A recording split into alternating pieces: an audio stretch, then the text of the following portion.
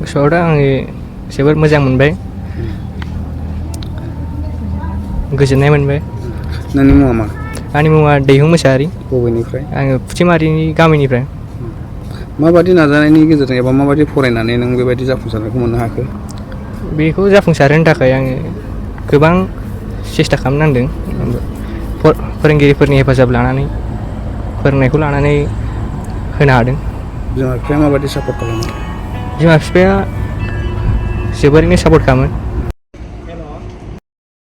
साबजेक्टआव बेसेबां मार्क्स मोननो हाखो नोङो?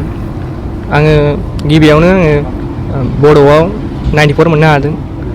बेनि उनाव आङो मेथ्सआव 85, साइन्सआव 80, इंलिसाव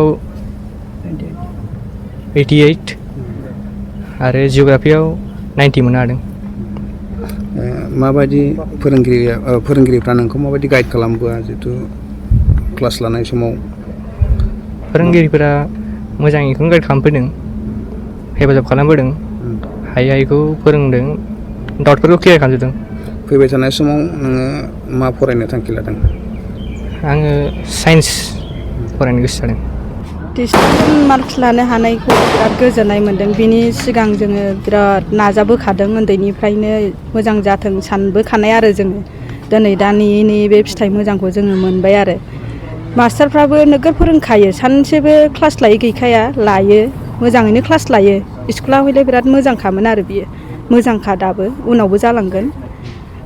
प्रिन्सिपाल साराबो मोजाङैनो गाइड लायो। दा बे सारनि गाइड लानाय, सारमोन फोरोंगिरि गाइड लानाय, जोंनि गाइड लानायजों दा फिसाला दिनै डिस्टिंसन मारिनो हाबाय। बिनि थाखाय आंहा गोसोआव बिराद गोजोननाय मोनबाय आरो। नाजानाया नाजागोन, जोंहाथ' जेनेबा साख्रिफोरबो गैया नालाय, जा हायो साइन्सखौ फोरोंग्रोनोसै, हानायमानिखौ नाजानोसै बेसेबां हायो। दा साइन्सखौनो फोरोंग्रोनोसै आरो। न'खराव मा मावनानै सोलियो नोंथां? जोंहा जेबो गैनाया गैया, आं दा बे स्कुलावनो उन्दैफोरखौ फोरोङो, उन्दै क्लासफोरखौ 6सिम फोरोङो आरो आं हिन्दी फोरोङो। बेयावनो फिसालाखौबो नायफाबाय थानाय जाबाय आङो। रादाब नायगिरि बिथांमोननिसिम गिबियाव खुलुमनाय जासिहरग्रोबाय। देग्लाय चार्ल्स डार्विन इंलिश स्कुला जोंहा मोजां फिथाइ मोननो हादों मेट्रिक रिजाल्टआवहाय। सेन्टारावहाय जोंहा सासे डिस्टिंसन आरो बे जोंनि डिस्टिंसनानो सेन्टारावहाय बयनिफ्रायबो टप मार्क्स मोननाय जादों। फार्स्ट डिभिजन हिसाबै स्टार मार्क्स हिसाबै 3, फार्स्ट डिभिजन हिसाबै 3 आरो सेकेन्ड डिभिजन हिसाबै 21 जन जों मोननो हादों। स' देग्लाय रिजाल्टआ मोजाङैनो जादों आरो बे गावसिनि फरायसाफोरनि नाजानायनि सायावहाय, गोब्राब नाजानायनि सायाव बे जोङो मोजां रिजाल्टखौ मोननो हादों। बेजों लोगोसे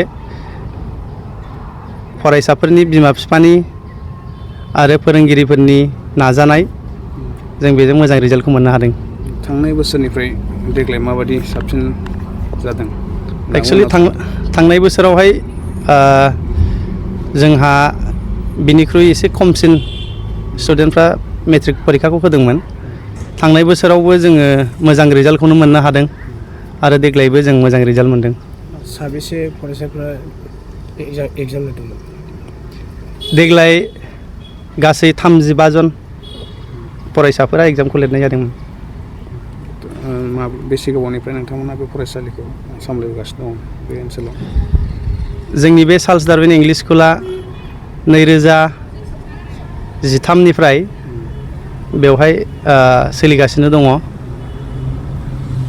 गार्जेनफोरनि रेसपन्स, जिहेतु स्टुडेन्टफोरनि रेसपन्स माबायदि मोनबोदों जागायजेननायनिफ्राय नोंथांमोना? माबायदि स्टुडेन्टफ्रा बाहागो लादों नोंथांमोननि फरायसालियाव? जागायजेननायावहाय बुंनो थाङोब्ला स्टुडेन्टआ बहुद खममोन।